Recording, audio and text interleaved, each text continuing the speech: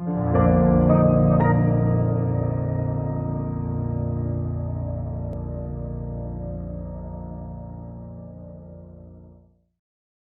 muy buenas tardes a todos. Muchas gracias por venir a este acto. Estamos en un nuevo acto de SFL. Seguramente habrá alguna persona que se incorporará, aunque hayamos empezado, pero bueno, yo creo que es una hora prudente para dar comienzo al acto. Si bien la semana pasada tuvimos un acto en el que hablamos sobre libertad económica, sobre la importancia de las políticas fiscales que se han llevado a cabo aquí en la Comunidad de Madrid para propiciar que la comunidad actualmente sea el líder en crecimiento económico y en creación de empleo, hoy vamos a abordar aquí el tema de la libertad, que al final es una de las señas de identidad principales de SFL, pero bueno, desde un punto de vista más político. El tema que nos ha traído esta tarde está presente en los debates, en publicaciones, en los medios de comunicación, en las universidades desde hace ya varios años, y es el populismo. Consideramos que es ahora mismo uno de los principales riesgos y desafíos que tiene la democracia representativa, por lo que tiene de cuestionamiento de las instituciones y al final, sobre todo en sus formas más radicales, lo que buscan es socavar las libertades individuales. Para hablar de este tema, pues contamos con dos profesores de ciencia política que lo conocen a fondo, que han hecho publicaciones y que han dedicado tiempo al estudio del tema. En primer lugar va a intervenir Jorge Vilches, que es doctor en ciencias políticas, profesor de Historia de las Ideas Políticas en la Universidad Complutense de Madrid. Actualmente está en el gabinete de presidencia de Isabel Díaz Ayuso y ha colaborado mucho también en medios de comunicación, en programas como La Sexta Noche o Herrera en COPE. Y en segundo lugar va a intervenir Eduardo Fernández Luña, por todos conocido porque es el director del Instituto Juan de Mariana, doctor en Ciencias Políticas también por la Universidad de Santiago de Compostela, ha colaborado en instituciones como FAES, ha estado en Guatemala dando clase en la Universidad Francisco Marroquí y bueno, actualmente es profesor de Relaciones Internacionales en la Universidad Francisco Marroquín y de Ciencia Política en el Instituto de Estudios Políticos. Pues nada, sin más dilación vamos a dar ya la palabra en primer lugar a Jorge, que nos va a hablar dentro del tema del populismo, concretamente va a hablar del nacionalpopulismo, que es un subtipo de populismo, y tienes la palabra, Jorge. Es verdad, claro. Bueno, pues buenas tardes y muchas gracias por invitarme, porque siempre es un placer venir al Instituto Juan de Mariana y además estar con vosotros de Students for Liberty, que dentro de lo que cabe, dentro del panorama universitario español, hay que reconocer la valentía que tenéis todos de presentaros en una universidad como la española, dominada por la izquierda, y defender principios liberales que de verdad es de agradecer. Si os acordáis, en el día de ayer, algunos estudiantes en Barcelona irrumpieron en las dependencias universitarias porque los nacionalpopulistas precisamente les impedían ejercer sus derechos. La importancia de poder ejercer nuestros derechos.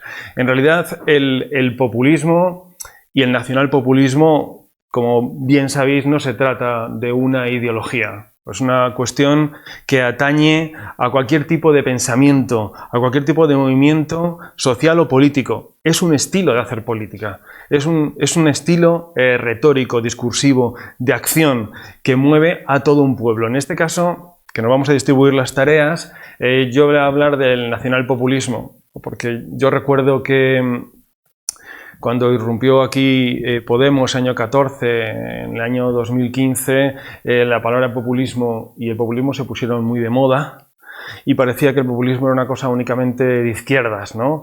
Que era una cuestión de renovación del marxismo para tomar el poder, tomar el Palacio de Invierno al asalto, tal y como decía Pablo Iglesias. Pero es que antes de Podemos, antes de Pablo Iglesias, antes de Íñigo Errejón, ya teníamos en España un populismo que es el catalanismo. Esto lo contamos Almudena Negro y yo en la Universidad Pompeu Fabra, hará ya 3 años. Contamos cómo el catalanismo, el nacionalismo se había convertido, o era desde el comienzo, un populismo y cómo se manejaban. Y lo hicimos, además, exponiendo gráficamente cómo se extiende, cómo hacen propaganda. Recuerdo que conseguimos, tanto Almudena como yo, algún grito que otro, algún cabreo sonoro, y claro, no faltó el que entre el público se levantó, nos señaló con el dedo y nos llamó nacionalistas españoles. Claro, lo que significa que ellos contraponen, que lo veremos ahora, contraponen siempre la política. Hay una polarización constante, viven del conflicto y de polarizar. Si no eres nacionalista catalán, es que eres nacionalista español. Si tú criticas ese nacionalpopulismo, te conviertes también en un populista, en este caso, español. El nacionalismo populista catalán se ha construido, lo voy a contar ahora de forma más estructurada, en 3 fases. No ha surgido ni siquiera con la democracia del 78, ni en los últimos años, ni es Junqueras, ni Pujol. No, tiene una trayectoria desde el final del siglo XIX hasta ahora. No podemos cargar las tintas en la Constitución de 1978, que viene a ser una norma más dentro de ese proceso político. O sea, el nacionalismo no surge con el Estatuto de Autonomía ni surge con nuestra Constitución. Viene de mucho antes. Bueno. El nacionalismo catalán es un nacionalismo tardío, no es como el nacionalismo francés o el nacionalismo español que surge a comienzos del siglo XIX. Es un nacionalismo que surge a finales del siglo XIX, justamente en el último cuarto, en el periodo de la Restauración, en el que lo que cala en la vida cultural, en la vida académica española, es la idea de decadencia. En esa idea de decadencia se va instalando el nacionalismo catalán. ¿Cuál es la primera fase? La primera fase es una fase cultural, es decir, hay una élite, en este caso burguesa, financiera, económica, con estudios, que va creando o va recreando lo que decía Anderson, una comunidad imaginada, basada en una supuesta tradición, en una lengua y en un pueblo propio con unas características peculiares, unas características que se adquieren no solamente por el linaje, hay una recuperación de las ideas de la Edad Media, no solamente por el linaje, sino también por el idioma y el paisaje. El paisaje se convierte en algo propio, particular. No es gratis esto, o sea, es decir, no es baladí, tiene su significado político, porque ellos construyen esa particularidad sobre un territorio bien definido. Un territorio que está definido por esa tradición, esa lengua, esa cultura, que no sirve para la integración de los demás, que no sirve para conjugarse con otras culturas, sino para diferenciarse, para segregarse. En el caso catalán, esa minoría cultural, claro, al ser una élite burguesa, pusieron en marcha una maquinaria propagandística muy importante, con publicaciones, con asociaciones, con instituciones culturales que fueron transmitiendo a los catalanes, sobre todo del mundo rural, donde se supone que estaban las esencias catalanas, esa verdad del pueblo catalán, ¿no? Es la época de los constructores de mitos. Claro, este discurso positivo tiene su contraposición negativa. Y aquí se empieza ese estilo populista, porque definen lo que es el pueblo catalán, siempre con sus virtudes, con sus características positivas, entregado, trabajador, que nos llega hasta hoy, ¿no? Trabajador, sacrificado, en contraposición ¿a quién? Al foráneo, al extranjero, sea de donde sea, sobre todo perteneciente al Estado opresor, que concita todos los defectos. Es algo también que luego cogen los hermanos Arana y se lo llevan al País Vasco, ¿no? O a lo que se decía entonces las provincias vascas, a vascongadas. Y el castellano o el murciano, en el caso catalán, reúne las peores características, tanto personales como intelectuales. Es zafio, sucio, deslenguado, inculto, es ignorante, hay que casi conducirlo, ¿no? Fijaos cómo, si hacemos un salto temporal, coincide perfectamente con los artículos de Torra, publicados en los últimos años, donde decía que los no catalanes eran bestias con forma humana. Hay una animalización del no pueblo. Esa animalización que se lleva a cabo a finales del XIX, comienzos del XX, es propia de los movimientos autoritarios y totalitarios. Ejemplo, en el caso comunista, en el caso bolchevique, una de las maneras de oponerse al zarismo y a la Iglesia ortodoxa era animalizar al adversario. Y lo animalizaban, claro, comparándolo o equiparándolo con todos aquellos animales que en el mundo natural, en el mundo rural, fijaos qué fácil que la gente del pueblo se identifique con eso, son despreciables. Ave de rapiña, fondos buitre, ¿nos suena? Los buitres, ratas, etcétera, etcétera. ¿Por qué? Porque luego es fácil, ¿qué? Exterminarlos, eliminarlos, separarlos, segregarlos. Bueno.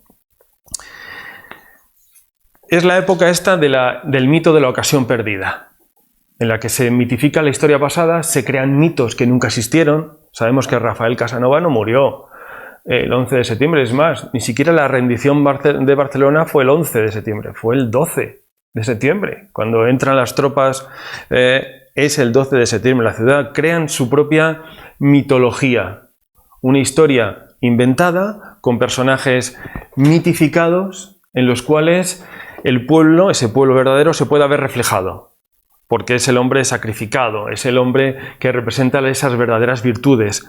De ahí que se vayan creando los lugares de la memoria, esas calles con los nombres de esos personajes, las estatuas, las instituciones que reflejan el Instituto Rafael Casanova, para que el pueblo se pueda sentir, el pueblo, fijaos, pues se pueda sentir identificado con esos personajes, se les mitifica siempre. Es una estrategia religiosa, es igual que el santoral, con los santos y las vírgenes, ellos tienen su lista de santos laicos, de sus mártires por la causa nacional, ¿no? Bueno, época de propaganda. En la segunda época, lo había escrito pero me lo paso. La segunda época es la época en la que dan el salto a la política. Han creado el marco cognitivo, es decir, lo que ahora llaman los periodistas el relato, esa narración de el pueblo verdadero, que tiene un pasado que hay que recuperar con un régimen propio, una lengua que no se tiene en cuenta, una cultura particular, sobre la cual, una vez instalado ese marco cognitivo, puedes colar cualquier cosa, puedes colar cualquier mensaje. Y lo hacen, es decir, en estas últimas no, pero en las anteriores elecciones autonómicas en Cataluña se podían ver en las paradas del autobús carteles que aquí nos causarían risa y pensaríamos que es el Club de la Comedia o cualquier obra de teatro, que ponían: si conseguimos la independencia podremos comer helado todos los jueves. ¡Qué ridículo! No, lo que hay detrás es: el España nos roba. El España nos roba y por tanto no tenemos a nuestra disposición todos los fondos económicos para vivir como queremos. Todo cuela, ¿vale? Bueno, se salta a la política y esta élite, esta burguesía, crea un partido político, porque claro, tiene un sentido. Necesitamos un partido propio que defienda los intereses nacionales. Ya tenemos la idea transversal. No hay diferencia entre ricos y pobres, universitarios, ignorantes, gente del pueblo, la ciudad. ¿Por qué? Porque hay un único interés. Una nación, un interés, un partido. Vaya, parece que estamos hablando de un Volk, un Führer, un Lebensraum, el espacio vital que luego ellos van a necesitar. Dan el salto a la política. Cuidado, ya crean su propio partido transversal, nacionalista y populista, con su verdadero pueblo, con sus mártires, con su mitología. ¿Y el resto? Es decir, todos los que no se adhieren a esa idea de una nación, un pueblo, un Estado, un espíritu, son no pueblo. Porque si tú eres catalán, pero decides votar a un partido no catalanista o no nacionalista, o que no busque la unidad de destino en lo universal del Estado nacional, te conviertes en un traidor, en un apóstata. Fijaos en lo que estamos llegando, apóstata. El nacionalismo comienza a convertirse en una religión oficial. Lo hemos visto en las calles, en una religión oficial. Sus dogmas, sus santos, sus mártires, sus cultos, sus congregaciones, que son oficiales. Es decir, tú te muestras nacionalista y quieres la independencia, que es el paraíso prometido, es la parusía, es el paraíso en la tierra. Porque a esa república le podemos pedir cualquier cosa, no solo helado, sino ser un verdadero pueblo, ¿no? Se convierte en una religión oficial y el que no comulga con esa religión oficial puede ser apartado, ninguneado, discriminado, apedreado. Lo hemos visto en los últimos tiempos. Es así, se ha convertido el nacionalismo, con ese estilo populista, en una religión oficial. ¿Y qué ocurre? Que finalmente llegan a las instituciones. Y ahí es donde tenemos el problema. Porque desde las instituciones, ¿os acordáis de Pujol y la inmersión? Pues es verdaderamente una inmersión. Desde las instituciones se nacionalizan las masas, el territorio, la sociedad, la administración. ¿Qué utilizas? Lo sabemos. Los medios de comunicación. Los medios de comunicación que transmiten la verdad, transmiten una interpretación del mundo. Esa interpretación del mundo de la que hablábamos antes, ese marco cognitivo con sus conceptos, van sacando los temas que hay que debatir, ¿no? Los partidos no nacionalistas pican y van debatiendo sobre esos temas, ¿no? Más competencias, menos competencias, referéndum sí, referéndum no, ¿no? La educación, qué importante es la educación, no es una cuestión de Gramsci, El austromarxismo, más Adler lo dijo antes que Gramsci. La revolución está en las aulas. Necesitamos crear nuevas generaciones de personas adictas a nuestras ideas, porque es la forma de ir extendiendo el objetivo. Y ellos lo han conseguido a través de la educación. ¿Y qué más tenemos? La administración. Eso es un recurso francés de la revolución, ¿no? A través de la administración ir en la horma del zapato. Vas eliminando todo y únicamente el lenguaje administrativo es el propio, ¿no? Y claro, todo se convierte en algo nacional. Tú vas al Museo Nacional de Cataluña y no es el Museo Nacional Español, es de la Nación de Cataluña. Todo está nacionalizado. Entonces ya tenemos el nacionalismo surcado por el populismo, convertido en religión oficial y en las instituciones. Y ahí se produce la expansión. Todos son nacionalistas de una manera o de otra. Ya le ha pasado el PSC. Al PSC de Maragall en su día, a comienzos del siglo XXI, entre 2003 y 2005, pasa de ser catalanista en el sentido de regionalista a ser catalanista en el sentido de soberanista. ¿Por qué? Porque si quiere ser buen catalán, tiene que coincidir con su objetivo.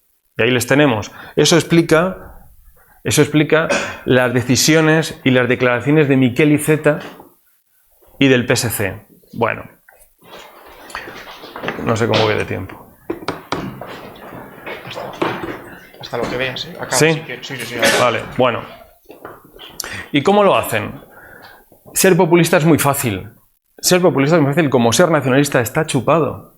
Yo les puse a mis alumnos hace unos años que tuve una asignatura de nacionalismo. Y claro, eran de cuarto, no todos eran de Madrid. Muchos eran, pues, uno de Toledo, de un pueblecito de Ciudad Real.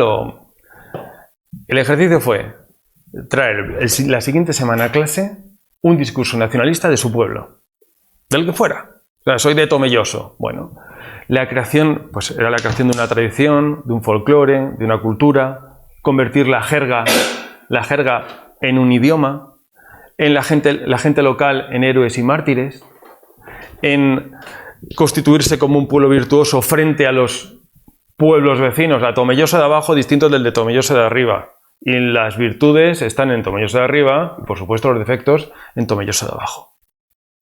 ¿Y qué tenía que hacer Tomelloso de arriba para cumplir su unidad, destino universal y traer el paraíso? Por supuesto, ser independientes. Y que esa élite convertida en oligarquía tenga su propio poder, su propio Estado. Y es la única manera de que todos sean felices. De tener helado los jueves por la noche. Bueno. ¿Qué hacen lo primero? Diagnóstico sencillo, eso lo vimos en el caso de Podemos, ¿no? Que lo que hacen es ir recogiendo distintas demandas, lo del significante vacío, ¿verdad? A distintas demandas la meten en un significante vacío y le dan una solución y señalan al culpable. ¿Qué problema? ¿Que Cataluña tiene problemas de autopistas? ¿Que tiene problemas para que las farmacias se financien? Pues todo se debe a una cuestión nacional, ya que no se deja expresar verdaderamente la voluntad nacional del pueblo de Cataluña y no se le deja tener su república, ¿no? Diagnóstico sencillo, solución fácil. ¿Cuál es la solución fácil? Claro, la expresión de la voluntad general. Aquí vamos a Rousseau. La voluntad general por encima de los derechos individuales. Por eso es tan fácil. Animalización del adversario.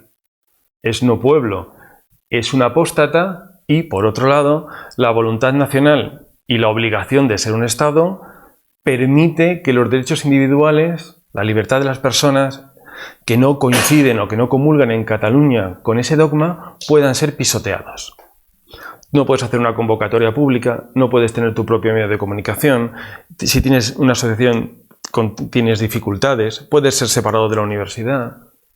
Te pueden bloquear en un periódico, censurar, porque no coincides, no perteneces a esa, no eres un feligrés de esa iglesia, ¿no? Es, por supuesto, un discurso emocional, que llama a las emociones. En ningún caso nosotros podemos discutir con ellos de una forma racional. O sea, les sacamos las cuentas. No robamos. Hay una solidaridad entre los...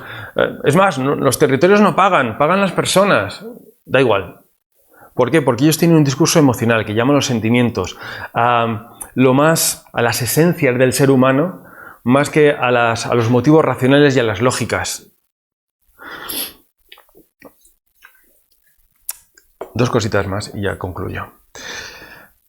El populista, y lo hemos visto en Madrid, con Ahora Madrid, con Unidas Podemos, y ahora lo vemos con Más Madrid, que ahora es Más País, y lo vemos con los nacionalistas catalanes, hay una politización de todos los aspectos de la vida, de todos. ¿Por qué? Porque ellos deben convertir cada cosa en un conflicto. Tienen que demostrar que cualquier elemento de la vida cotidiana, de la vida privada, de la vida pública, es un elemento político. Ponos un ejemplo, los semáforos. ¿Alguien se había dado cuenta antes de que llegara Carmena de que era un señor verde? Es más, nos importaba muy poco. Se trata de convertir todo en un conflicto, darle un significado. Y de esa manera se lo apropian. Cualquier cosa. Ahora, montar en bici parece que eres progre o que eres de izquierdas. ¿Por qué? Porque se han apropiado de ese discurso. Es suyo. Lo tienen. Porque han conseguido convertir una costumbre privada, particular, ir en bici o no, en una cuestión política. Ir en bici ahora es cuidar del medio ambiente. Y por supuesto, cuidar del medio ambiente es algo de izquierdas, ¿no? Cuando sabemos que no es así. Pero han conseguido ganar la batalla del lenguaje y por lo tanto la batalla política. Y han conseguido que nosotros los que no somos de izquierdas, entremos en ese debate y debatamos con sus conceptos, cuando ellos quieren y sus temas. Y lo mismo pasa con el nacionalpopulismo. Utilizamos su lenguaje. ¿Cuántas veces habéis oído decir, es un levantamiento contra el Estado, lo de Cataluña? Pero ¿qué es la Generalitat? El Parlament, el Govern, si no es Estado. ¿Qué hay allí si no es Estado? ¿No? Pero forma parte del discurso populista y del discurso nacionalista. Y ahí hemos picado y hemos caído en muchas ocasiones y por eso estamos perdiendo, ¿no?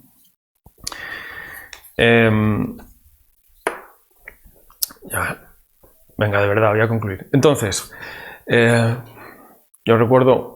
Presenté a la Asociación de Historiadores de Cataluña en Madrid y claro, al final me preguntaban, bueno, después de todo este panorama triste, Dover, que nos has presentado, ¿qué se puede hacer? Claro, a mí lo único que se me ocurre es más liberalismo. Si os dais cuenta de lo que hemos hablado o de lo que os he expuesto, el problema no está en que haya nacionalistas que expongan sus ideas. El problema no está en que formen un partido y vayan a las elecciones. El problema está que toman las instituciones e inician un proceso irreversible. ¿Por qué es irreversible? Porque la administración en estos territorios está metida hasta el fondo en la vida privada y pública de las personas. ¿Qué hay que hacer? En ese caso, sacar la administración y el Estado de la vida de las personas. Que las personas tengan las ideas que tengan, puedan ejercer sus derechos y su libertad, sean nacionalistas, independentistas o no sean nada, que es la mayor parte de la gente que no es nada, ¿no? Hay que sacar de ahí la administración. Segundo, no caer en sus debates. No caer en sus debates. Ahora es, bueno, como ahora resulta que todo era una ensoñación para iniciar una nueva negociación sobre la situación de Cataluña, como si la situación de Cataluña fuera mala, como si Cataluña fuera una región desfavorecida o pobre, donde no existieran los derechos humanos, porque ellos presentan al resto del mundo que en Cataluña, incluso Pep Guardiola y algún jugador más de la selección española, como si en Cataluña no se defendieran los derechos humanos. ¿Sabéis por qué? Porque ellos han cogido de esto, han cogido de Habermas y dicen: solamente puede haber una secesión en un territorio europeo si en ese territorio europeo no se respetan los derechos humanos. Claro, pero resulta que quienes no respetan los derechos humanos allí son ellos. Son ellos, ¿no? Bueno, luego si queréis, pues, seguimos, entramos en un debate y terminamos. Okay. Muy bien, pues muchas gracias, Jorge, por la intervención tan cargada de datos y de características, ¿no? Espero que no haya sido densa. ¿No ha sido densa? Bueno. Por supuesto. Bueno, pues ahora vamos a dar la palabra al profesor Fernández Viña, que va a hablarnos en este caso de la tercera ola populista en América Latina, donde este fenómeno o este movimiento tiene una incidencia especialmente relevante. Y bueno, pues la tercera ola populista y su reconfiguración. Muy bien. Bueno, pues en primer lugar, pues gracias a SFL por organizar este tipo de eventos. En el Juan de Mariana estamos encantados de recibirlos siempre y cuando queráis, ¿no? Estamos a la orden, como se suele decir. Gracias a Jorge también por la presentación y por la exposición, que sin duda ha sido de gran interés. Mi presentación va por otro camino, ¿no? Al final no va por un tema nacional, va por un tema regional iberoamericano y intentando concretar pues el último proceso populista, ¿no? Al final, cuando se estudia el populismo en América Latina, que hay varios autores que lo han trabajado mucho, pues se suelen establecer tres etapas, ¿no? Una primera etapa precisamente nacional populista, que es la etapa, pues, si lo quieren ver así, mítica del populismo latinoamericano, ¿no? Perón, por ejemplo, en Argentina, que es como el populista por excelencia, o en el mundo pues de habla portuguesa, Getúlio Vargas, ¿no? Que también es otro personaje muy famoso, ¿no? Luego hay una segunda fase, que es esa fase que le llaman neopopulista o populista liberal, lo cual pues ni una cosa ni la otra, que es la de los 90 en América Latina. La década de los 90 en América Latina fue una década complicada, porque fue una década que comienza muy bien y acaba muy mal, y eso genera unas distorsiones espectaculares, ¿no? Pero claro, ¿qué personajes habría que ubicar ahí, ¿no? Pues por un lado Menem, que creo que es de todos conocidos, aunque bueno, a medida que pasan los años pues obviamente la gente olvida, y individuos como Fujimori, ¿no? Que es también una persona, pues el sábado pasado estuvimos en el Juan de Mariana hablando de Perú y evidentemente salió a la palestra, ¿no? Porque su gobierno pues tiene luces y sombras, pero en cuestión de respeto a derechos humanos y ese tipo de cosas, pues tienen un gran número de sombras, ¿no?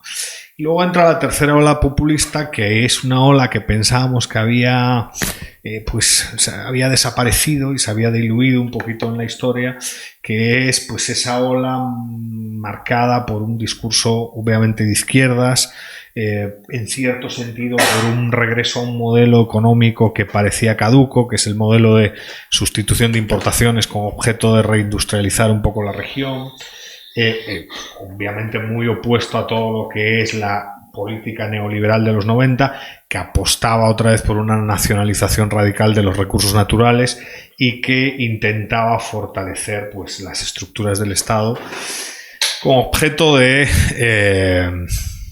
que ese Estado sirviese a los intereses del poder ejecutivo, ¿no? Es esa tercera ola populista quizás la que más me interesa y la que vuelve a estar de moda cuando, repito, pensábamos que se había, digamos, diluido en la historia, ¿no? ¿Qué características tiene este último populismo y los líderes que están más o menos insertos en él, que todos conocemos, ¿no? Yo creo que el origen de la tercera ola populista, qué sé yo, a lo mejor se puede encontrar en una dictadura como la de los Castro, ¿no? Que no tiene nada que ver con medidas democráticas y tal, porque al final el populismo sí es un cierto virus ab initio de la democracia, porque precisamente, como decía Jorge, no es un estilo de hacer política, es un estilo de vender, es un estilo de construir una retórica, es un estilo de, bueno, diseñar una estrategia con ánimo de aumentar la distancia ideológica entre los actores para identificar claramente quién es mi amigo y quién no es mi amigo y así perseguir al enemigo, entre comillas, ¿no? Pero claro, el personaje fundamental es Chávez, ¿no? Que ya no está evidentemente de moda, pero que fue el que inaugura, no sé si lo recordáis, cuando toma posesión, ¿no? Pablo seguro que lo recuerda, pero fue el que inaugura ese populismo cuando, tomando posesión, dice: juro sobre esta Constitución moribunda, ¿no? Automáticamente él toma posesión asesinando a la Constitución, lo cual es inaudito, ¿no? Pero si se fijan, pues todos los que encajan en ese movimiento modifican la Constitución, ¿no? Chávez modifica la Constitución, Evo Morales modifica la Constitución, Daniel Ortega modifica la Constitución, los Kirchner intentan modificar la Constitución y les frenan. Afortunadamente ahí las instituciones republicanas y división de poderes funcionaron, pero sí hubo un intento por modificar la Constitución, e incluso, bueno, en el tan aclamado Brasil, ¿no? De Lula y de Rousseff, ¿no? Que los progres defienden tanto, pues ahí también hubo flirteos con modificar toda la arquitectura institucional del Estado y obviamente empezar por la Constitución con un objetivo claro, ¿no? Concentrar poder, por un lado. El populista lo que quiere es fortalecer el poder ejecutivo y estatizar la economía, en el caso de este populismo, ¿no? Una obsesión por estatizar toda la economía y por eliminar, digamos, espacios de libertad individual, ¿no? Se observa muy claramente en Venezuela y se observa muy claramente en Bolivia, ¿no? A día de hoy Bolivia, claro, es inaudito la crisis que está habiendo en Bolivia y cómo hay gente que todavía se atreve medio a defender a Evo Morales. En Bolivia no hay medios de comunicación privados, por ejemplo, lo cual es una cosa inaudita. Pero bueno, claro, Jorge hablaba de Podemos, ¿no? Es Vox Populi, el vídeo de Pablo Iglesias diciendo que los medios de comunicación privados son un insulto, una amenaza a la libertad de expresión, como fue aquello. O sea, evidentemente todo esto es, como se suele decir, by the book, ¿no? Mezclado con un tema que sí es importante, que es este tema de la defensa de la independencia y de la soberanía. El populista utiliza una narrativa y es muy interesante porque encaja también con ese nacionalpopulismo del que hablaba Jorge, una narrativa de recuperación de la patria, ¿no? Y en esa narrativa de recuperación de la patria, que han utilizado tantos tan bien durante tantos años, lo que se pretende es buscar enemigos y establecer enemigos de naturaleza interna, algunos opositores internos a los que hay que ir filtrando progresivamente, y en algunos casos de naturaleza externa, ¿no? Que en España a lo mejor pues no es un recurso tan evidente, pero en América Latina es súper claro, ¿no? O sea, cuando en Venezuela hay un problema, la culpa nunca es de Venezuela, es de España en algunos casos, es de Estados Unidos en otros, y si buscas el enemigo interno es de la oligarquía venezolana, ¿no? En el caso boliviano pues es lo mismo, ¿no? Es una cosa interesante que hay que tener en cuenta. ¿Cómo se ha originado esta oleada? Bueno, es una pregunta difícil, cómo se ha originado, ¿no? Creo que en cierto sentido han capitalizado, y esto es importante, el fracaso económico que emana de la década de los 90, ¿no? Hay en la historia de América Latina una cierta ventana de esperanza, que es los primeros años de los 90, finales de los 80, entre el 88 y el 93, que es cuando, bueno, no solo los estados latinoamericanos transitan en su mayor parte a la democracia, sino que muchos de ellos comienzan procesos de privatización, ¿no? Procesos de privatización vinculados a empresas energéticas, mineras, todo este tipo de cuestiones, o incluso a empresas grandes, aerolíneas argentinas, por ejemplo, ¿no? ¿Qué pasa? Que la izquierda ha sido, desde mi punto de vista y a nivel discursivo, muy inteligente a la hora de instrumentalizar eso, porque se asocia que ese tipo de privatizaciones son privatizaciones liberales, ¿no? Y creo que desde el mundo liberal no hemos sido lo suficientemente claros para denunciar que esos procesos de privatización que tienen lugar en la década de los 90 en América Latina no responden ni a una ideología liberal ni, por supuesto, a una fe en mercados abiertos y en la libre competencia. O sea, cuando uno observa cómo se hace la privatización de Telcel, ¿no?, en México, ¿no?, Slim, ¿no?, todo el mundo tiene en la mente a Carlos Slim y todo el mundo sabe que Slim es uno de los grandes multimillonarios del planeta, pero claro, ese señor no es un multimillonario resultado de un sistema de competencia libre con bajas barreras de entrada en la cual intenta satisfacer a los consumidores. Ese señor es multimillonario gracias a que tuvo una serie de contactos y gracias a que pagó, pues, no una mordida, ahí es una cosa más, es como un peaje para explotar eso, ¿no? Y ahí también hay cierta culpa de empresas españolas, porque evidentemente en Argentina muchas de las empresas españolas que compran en los procesos de privatización de los 90 compran en régimen de monopolio y en un régimen de privilegio legal, ¿no? ¿Ya? Luego les expropian, que no digo que la expropiación sea justa, pero les expropian y la cosa es que al final esto es como un partido de tenis, ¿no? O sea, cuando negocias con mafiosos, entras en un juego de mafia total, ¿no? Yo recuerdo hace 3 o 4 años, que es una anécdota bastante interesante, cuando estaba en Guatemala, había muchos empresarios guatemaltecos, altos empresarios guatemaltecos, que se quejaban de que Guatemala era un país con mucha incertidumbre jurídica. Evidentemente lo es.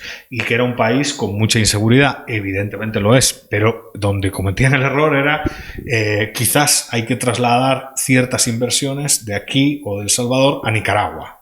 Porque en Nicaragua todo es más tranquilo. Hay como una especie de dictador, uno paga la mordida a nivel vertical y al pagar esa mordida a nivel vertical sabe que tiene el camino allanado. 4 años después, Nicaragua es un avispero, obviamente es un país donde no hay respeto ni por la propiedad privada ni por ningún tipo de derecho individual vinculado, pues, a libertad de expresión, libertad de asociación, libertad de movimiento, incluso libertad de conciencia, porque la Murillo, que es la esposa, la doña, como le llaman, la doña está muy loca y es una tipa, pues, terriblemente peligrosa, ¿no? Entonces, en ese sentido, claro, muchas veces tenemos que hacer autocrítica. Yo creo que desde el liberalismo habría que hacer, pues, un trabajo renegando de esa época. Esa época que se asocia al liberalismo y al neoliberalismo mal por la izquierda. Yo siempre digo en América Latina, cuando me sacan el tema, que el neoliberalismo de los 90 ni es nuevo ni es liberalismo.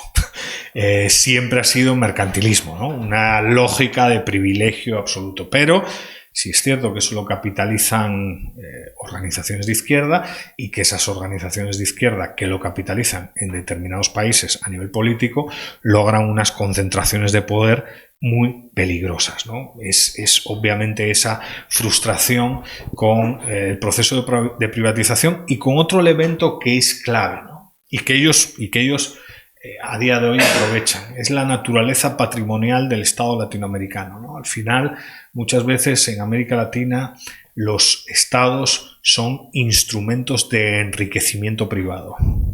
Y eso es un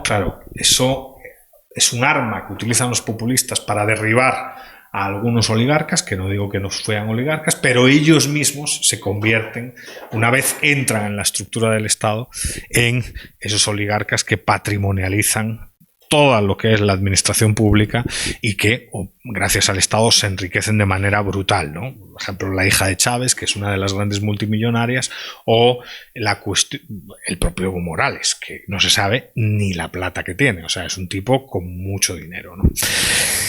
¿Qué pasa?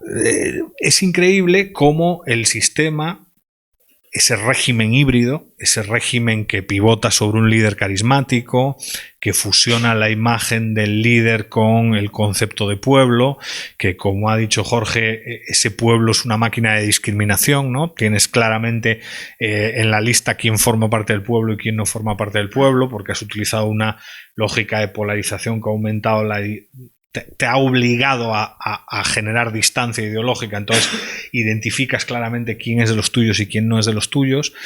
Esa lógica parecía que había ido a partir de 2013-2014 en franca decadencia, ¿no? Evo Morales estaba sufriendo. Evidentemente lo que le sucede a Correa en Ecuador es fantástico, ¿no? O sea, sale fatal y bueno, obviamente los Kirchner pierden en Argentina, obviamente en Brasil pues también se da un giro, digamos, un cambio de rumbo, hay un cambio de ciclo evidente, pero al final uno tenía en mente, bueno, Venezuela es desafortunadamente insalvable.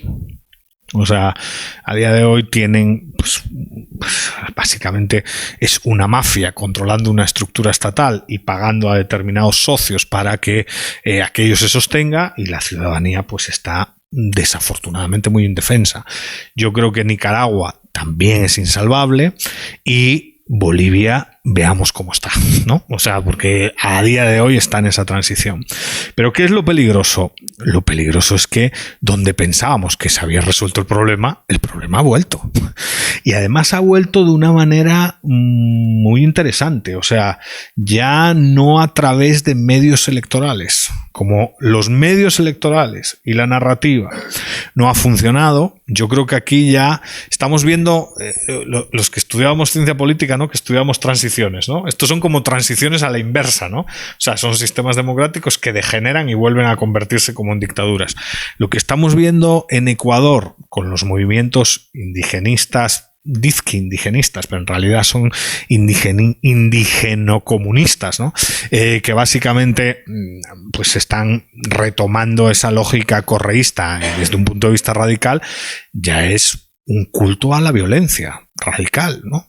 Lo que estamos viendo en Argentina con la vuelta probable, aunque bueno, ayer hubo una buena manifestación, o anteayer en Córdoba, así en Argentina, bastante muy grande a favor de Macri, pero es muy probable que Macri pierda, ¿no? Entonces veremos otra vez la sombra de Cristina Kirchner por ahí. Es muy preocupante, y definitivamente lo más preocupante, y a esto quiero dedicar los últimos 4 minutos, es lo que está sucediendo en Chile, ¿no? Porque la situación de Chile es la situación que desde mi punto de vista expresa de mejor manera las diferentes formas de entender el mundo que nos rodea, ¿no? O sea, Chile, estaba hablando con un profesor, Francisco Sánchez Urra, de la Universidad de Magallanes de Chile, y con algún amigo, con Dani Fernández Méndez, que estaba en Guatemala también como descargando datos, y cruzándome algún correo con gente, Ángel Soto, ¿no? Un profesor también chileno, todos del área de ciencia política o de economía.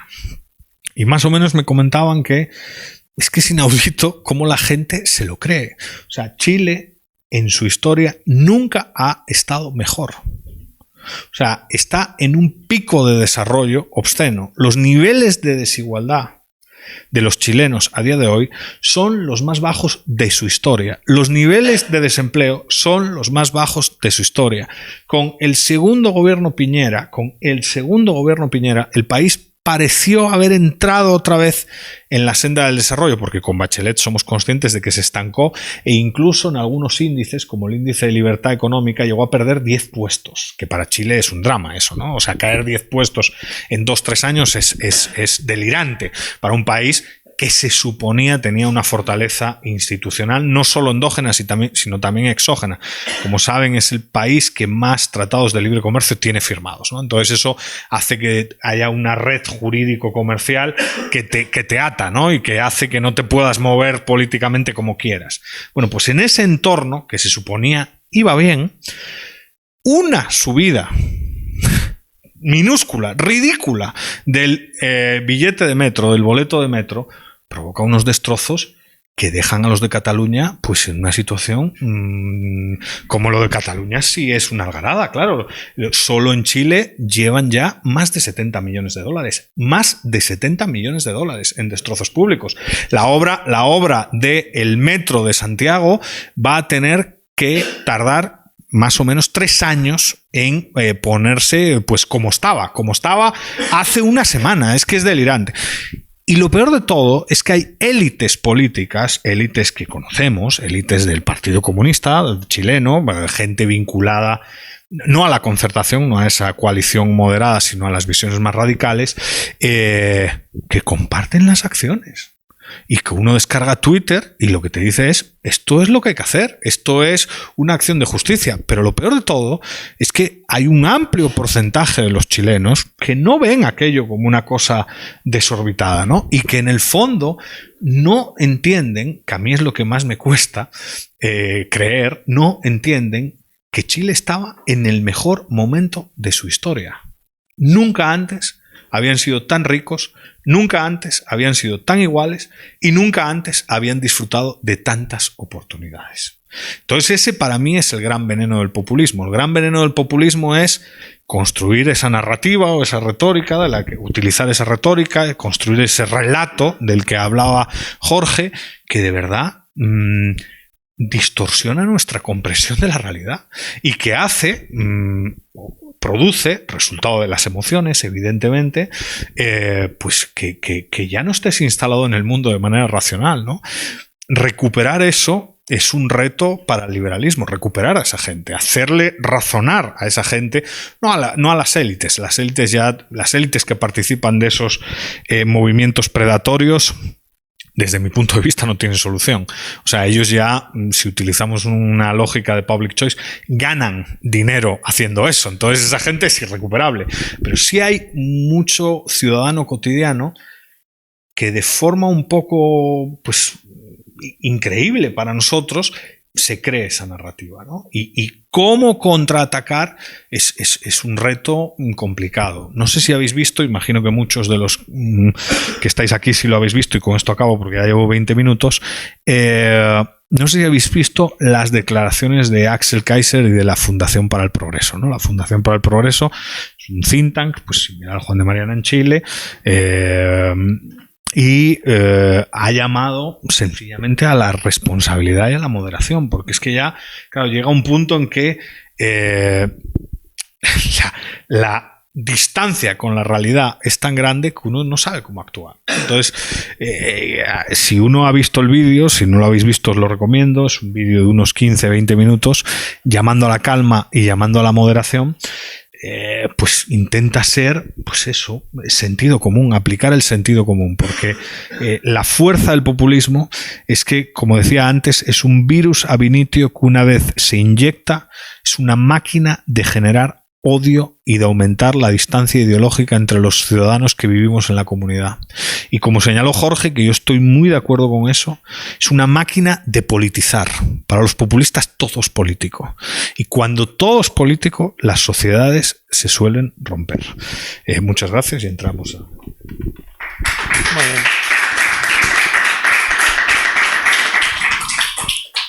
Pues muchas gracias, Eduardo, por la verdad que muy ilustrativa intervención de cómo está la situación en América Latina con este último estallido de populismo que estamos viendo estos días en Chile y que es verdad que parece que un país que es de los más desarrollados de América Latina, que los indicadores económicos van de forma bastante buena, parece que estaban esperando, ¿no?, la excusa para... Podía haber sido la subida del billete del metro como cualquier otra cosa para el activismo izquierdista, saltar a la palestra y llenar de barricadas y de manifestaciones el país. Era como una especie de excusa. Es una cosa que estamos viendo estos días bastante, bueno, pues bastante clarificadora, ¿no?, de cómo actúan estos movimientos. Antes de dar la palabra al público, os voy a hacer una pregunta muy rápida. Bueno, es sobre el tema del populismo. Ángel Rivero, en el libro en un libro que tiene dedicado a este tema, junto a Geografía del Populismo, sostiene que de alguna forma el populismo, siempre y cuando sea en su vertiente más moderada, que no sea un populismo radical al estilo latinoamericano, porque ahí realmente hay poco que hacer, puede ayudar, si pensáis que puede ayudar, que puede ser positivo en el sentido de que puede poner encima de la mesa ciertos debates, ciertas cuestiones que, en fin, que ayuden también a oxigenar al sistema democrático, porque puede haber cuestiones que se hayan olvidado o que hayan sido relegadas de alguna forma, o si por el contrario no pensáis que el populismo ni siquiera en su versión moderada tenga ningún tipo de beneficio. No tengo que... Sí. Eres tú. La verdad es que eso lo expuso en Francia, evidentemente, Santal del Sol, que tiene una obra que yo recomiendo sobre el populismo, que ya recoge otro sentido a lo que le estamos dando aquí al populismo. Hay una corriente de pensamiento europeo que defiende que la historia en realidad es una lucha de oligarquías y en realidad todos los movimientos sociales, todas las revoluciones, las reacciones, los golpes de Estado, desde que ya lo contaba Maquiavelo, viene a ser la sustitución de una oligarquía por otra. ¿Qué es una oligarquía? Y aquí cogemos a Aristóteles, que es lo contrario de esa aristocracia, sea de la inteligencia, sea de la riqueza, sea de lo que sea, que es capaz de gobernar una comunidad política en beneficio de todos, con ese bienestar general. ¿Qué es la oligarquía? Justamente lo contrario. Es un grupo que gobierna en su propio beneficio. ¿Qué cabe ahí? La oligarquía, ¿qué es? El establishment, la casta que hemos visto en algunos casos. ¿Qué dice Santal del Sol? El populismo, de los Graco en adelante, viene a ser un movimiento para derribar esa oligarquía y sustituirla por el gobierno del pueblo, ¿no? La verdadera democracia representativa. Eso, de un punto de vista teórico, la verdad es que conmueve, pero de un punto de vista práctico no ha existido. O sea, cuando vemos cómo se aplica ese estilo populista a los gobiernos, incluso de los últimos, 100 años, el estilo populista no es precisamente para establecer una democracia, unos derechos humanos que beneficie a la generalidad y derribe una oligarquía. No, vemos que ha servido en muchos casos para derribar una oligarquía y sustituirla por otra. No para establecer una democracia, sino para establecer un régimen autoritario, totalitario. En nuestro caso, en el caso que contaba antes del nacionalpopulismo, es algo evidente. Es decir, esa élite que va construyendo una narrativa cultural, que da el salto a la política, que toma las instituciones, no pretende sustituir a la oligarquía española para establecer esa república, sino para crear un régimen propio, autoritario, en el que los derechos se ejercen por ser nacional, no por ser persona, no por tener la condición de ser humano. Y yo coincido en eso.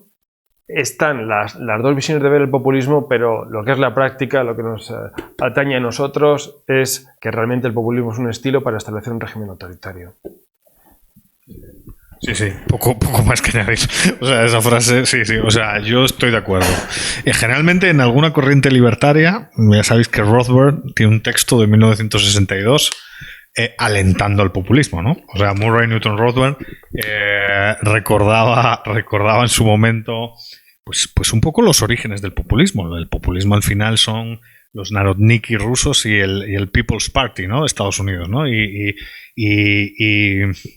Rothbard, un poco recuperando el People's Party, decía que eso había que utilizarlo y que volver y que era una oportunidad.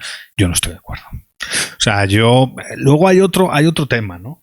Que es el tema, pero esto ya es un tema más sesgado, ¿no? Un tema que tiene que ver con teoría de la reforma liberal, ¿no?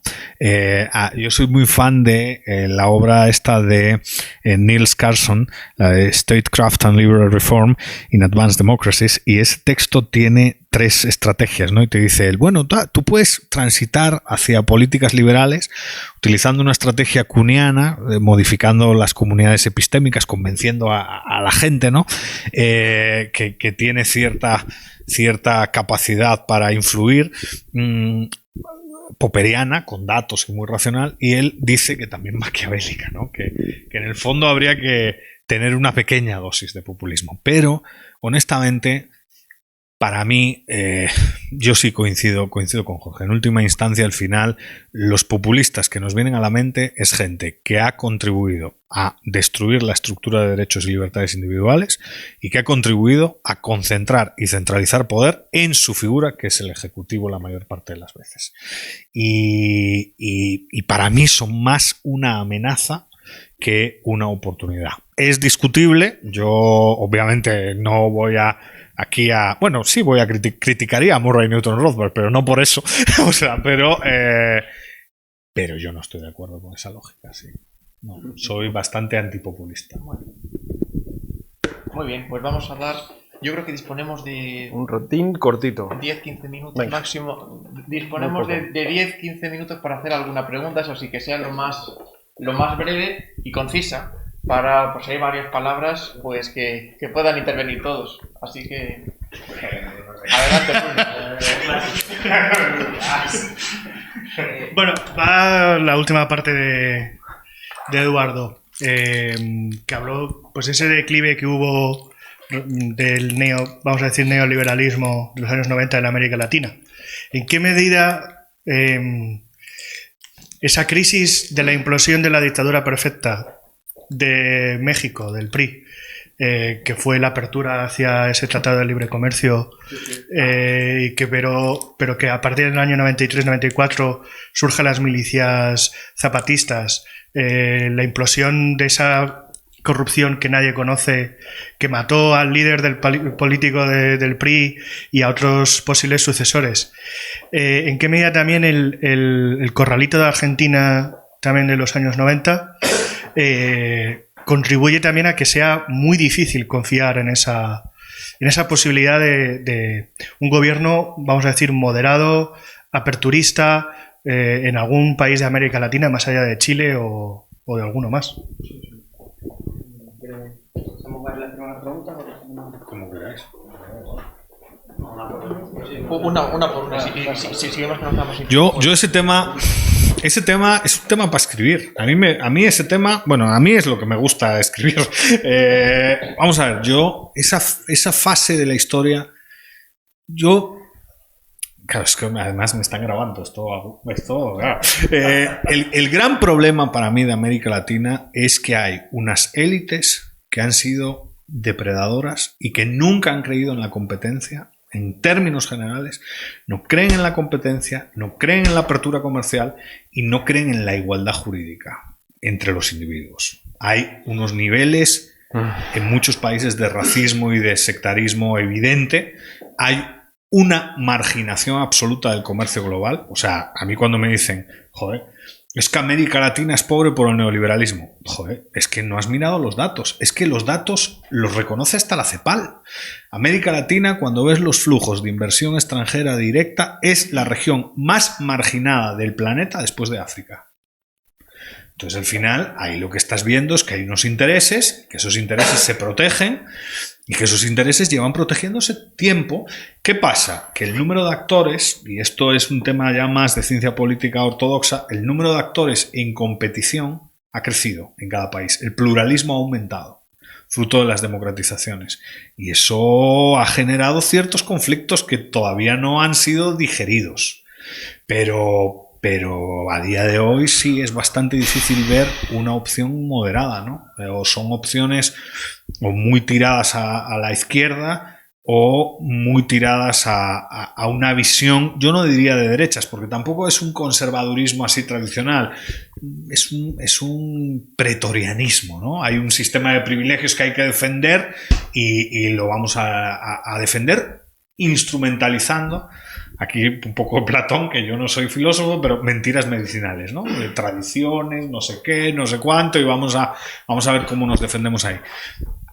Claro, México era distinto para mí, porque México sí era el PRI era una máquina, era obviamente autoritaria, pero era una máquina de equilibrio, Si te fijas, un quinquenio de derechas, uno de izquierdas, el partido iba poniendo uno de derechas y uno de izquierdas a lo largo del tiempo y tal. Pero a partir del año 88 eso se desmorona.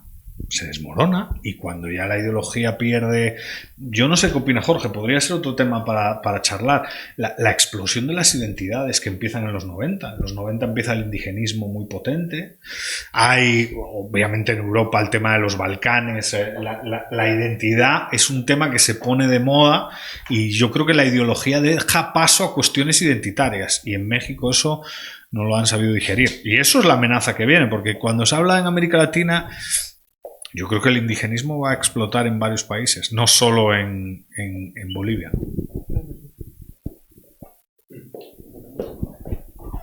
Beltrán, adelante. Antes de nada, muchísimas gracias. Yo tengo una pregunta para cada uno de los ponentes, pero al señor Vilches me gustaría preguntarle, más allá de las conexiones del momento, como que la familia Arana fuesen carlistas y que los carlistas fuesen la Liga Regionalista Cambó, ¿cree usted que los nacionalismos periféricos, en el vasco catalán, hay una relación, hay un vínculo interno entre ellos y el carlismo? Esa sería mi pregunta para usted. Y para el señor Fernández Luna, hemos visto donde ha ido mal. Mi pregunta es al revés. Dentro de Iberoamérica, que no Latinoamérica, dentro de Iberoamérica, ¿cuál cree que es el país más resistente al populismo? Eso es lo que yo quiero saber. Gracias.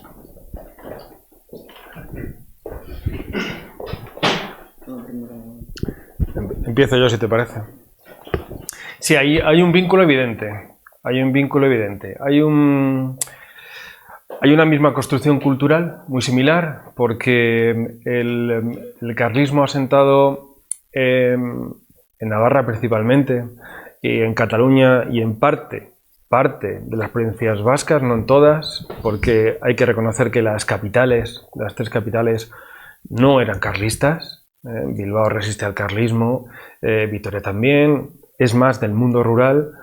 Sí que hay un vínculo cultural al que me refería antes, de la extracción de las esencias nacionales y tradicionales. Es decir, la tradición y las esencias como parte del carácter nacional.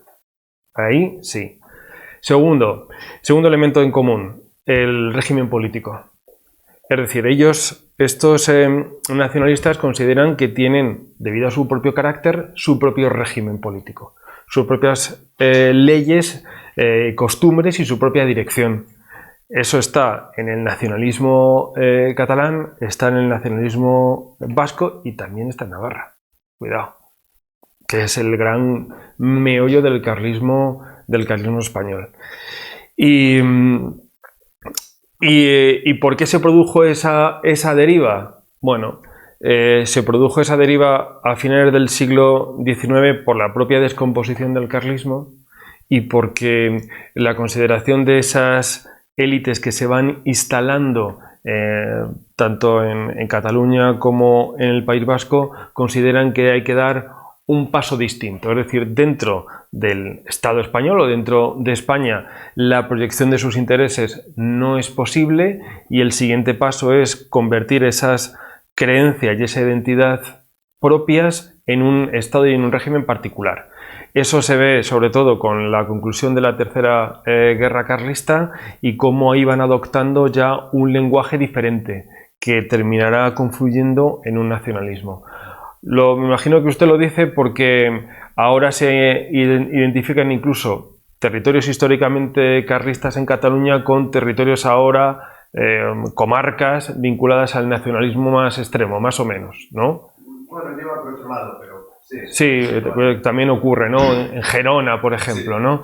Sí, existe ese hilo de comunicación que se transmite sobre todo en el mundo rural, de padres a hijos. Fijémonos cómo justamente esos populismos llaman a esa tradición y cómo se instalan sobre todo en estos territorios.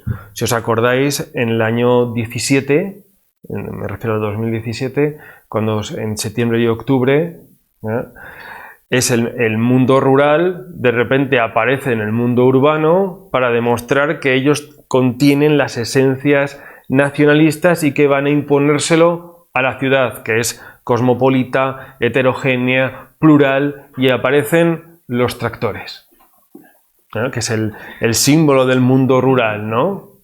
Bueno, pues sí. Vamos a ver,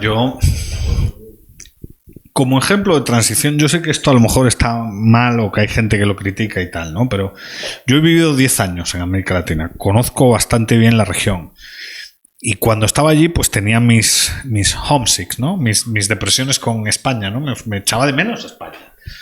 Y echaba de menos España porque España, aunque no lo queramos reconocer, no hay nada más español que odiar España, pero España es un gran país. Y es, aunque la gente ahora esté en contra de la transición y esté en contra de todo lo que se logró y esté en contra de la calidad institucional que se consiguió, España transita, pues como todos sabemos, a partir del 78, ¿no? Ecuador transita en el 78. La gran mayoría de países, Brasil 10 años después, Argentina en el 83. O sea, somos de la misma ola democrática. Y les hemos dado, digamos, hay una gran diferencia entre un país y otros, ¿no? O sea, creo que, y es por varias razones, por incorporación a la globalización. Aunque se puede mejorar, pues estamos más conectados con el mundo que esos países, por la Unión Europea, que todo el mundo habla mal de la Unión Europea, pero el hecho de estar en la Unión Europea también te conecta, y porque ha habido pues una inserción a un mercado inmenso y ha habido una serie de oportunidades que han hecho que España pues sea lo que es a día de hoy. Yo creo que es de todos los países de tercera ola probablemente el más exitoso, ¿no? Del otro lado del Atlántico es Chile. Es que tampoco hay que comerse la cabeza. O sea, Chile, sí, porque los tres más estables son Costa Rica, que no es de tercera ola. Costa Rica sí es de segunda ola. Costa Rica es post Segunda Guerra Mundial. Uruguay, que sí es tercera ola.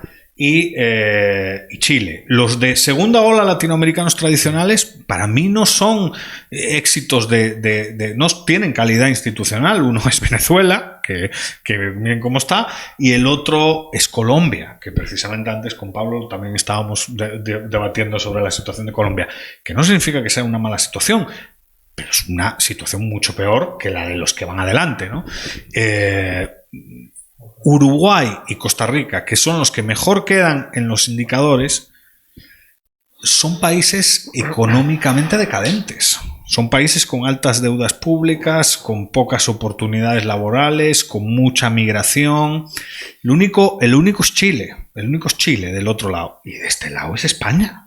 O sea, España, lo que pasa es que claro, como ahora está mal hablar bien de España, o sea, pero España, lo que este país ha hecho es una cosa, desde mi punto de vista, muy relevante. Y aquel individuo que tenga un poco de sentido común y que compare, porque esto no es hablar de manera normativa, del deber ser, esto es comparar. Hay una realidad, esa realidad está pues determinada por una serie de variables, que compare la calidad de vida que este país ha conseguido, pues yo creo que es para estar orgullosos de lo que se ha logrado. ¿Ha habido problemas? Sí, hay un problema secesionista y una tensión secesionista que evidentemente hay que corregir y que probablemente se incentiva por la transición y por el famoso título octavo, ¿no? Yo recuerdo un artículo cuando de los efectos devienen causas, ¿no? Un artículo sobre esos problemas que tiene el hecho del Estado de las autonomías. Pero tampoco, yo creo que tampoco hay que ser pues ni catastrofista ni derrotista, ¿no? Muy bien. Tenemos una... Eso es verdad. No hay ninguna palabra más. Bueno, pues mira... Una última pregunta. Te mato. Una última, venga. Muy cortita. Venga. Es en contra de la... Pues ya no tengo. Pero... en contra de la pregunta que tú habías hecho. Que sea muy cortita, muy cortita. Estabais diciendo, ¿podría haber algún moderado populista que pudiese ser positivo, etcétera? Yo niego la mayor. Desde mi punto de vista, Obama fue un populista. En muchos matices se puede claramente identificar con el populismo, y el resultado de esa apertura o de esa introducción en el populismo es lo que estamos viviendo ahora mismo en Estados Unidos, y que la respuesta a Estados Unidos, la respuesta a Donald Trump puede ser también populista. No sé si estáis de acuerdo. No, yo creo que, súper breve, yo creo que no debemos confundir populismo con electoralismo u oportunismo, que son cosas distintas. Por otro lado, Obama y gran parte del Partido Demócrata pertenecen al establishment más instalado en la educación, en la universidad, en los medios de comunicación. Y lo hemos visto que en cuanto ha salido Donald Trump, que sí es nacional populista, pero al estilo norteamericano, han salido rebotados y yo en Obama no veo populismo, veo electoralismo, un marketing depuradísimo del que todos los que nos dedicamos a la ciencia política podemos aprender mucho, y oportunismo, que aquí también lo tenemos, que es muy legítimo tanto el electoralismo como el oportunismo, porque la política y la vida partidista es así, pero populista yo no lo creo. ¿Qué va? No, bueno, yo tampoco lo creo. No se esforzó por concentrar poder, ¿no? Es un líder carismático, pero no, yo creo que no sigue el manual populista. El manual populista de alterar las instituciones, esforzarse por concentrar poder en el Ejecutivo, amenazar al resto, contribuir a polarizar. Bueno, yo creo que no. Ahora, sí es cierto que introdujo esta nueva agenda, los nuevos derechos y toda esta cuestión que evidentemente ha generado mucha tensión en la sociedad, y es una tensión y una amenaza liberticida clara, ¿no? Yo sí creo que es un peligro para nuestros derechos y libertades individuales, pero de ahí a que sea populista, provocador. Muy bien, pues yo creo que con esta última intervención podemos dar por acabado este acto. Muchísimas gracias, Jorge, por haber compartido este tiempo, también al profesor Fernández Duiña, y bueno, muchas gracias a todos los que habéis venido. Habrá nuevos eventos en breve, y bueno, para despedir este acto va a tomar la palabra el presidente de SFL, Alberto. Sí, bueno, muy brevemente. Vale. Muchísimas gracias a todos por venir, muchas gracias en especial a Miguel por la excelente conducción de la charla, a Eduardo y a Jorge por sus excelentes presentaciones. Y bueno, hoy quería notificar algo, que es que un miembro que ha estado en SFL Madrid desde el año 2015, que ha sido una persona pues que ha trabajado mucho para SFL Madrid, ha dedicado mucho esfuerzo y mucho tiempo, que es don Bruno Tiago, aquí le tenemos, que ha sido coordinador nacional de Portugal, de Students for Liberty Portugal, ha estado en la junta directiva de Students for Liberty Europa, y lamentablemente nos deja ahora en Students for Liberty Madrid, afortunadamente para él, porque es por motivos laborales, por motivos profesionales, y se va a un país que es ejemplo para nosotros en temas económicos, como es Irlanda. Y por tanto quería darle las gracias también a él, gracias por todos estos años, y anunciar que va a ser el primer miembro de honor de Students for Liberty Madrid desde que nos hemos constituido oficialmente. Muchas gracias a todos y un aplauso para él.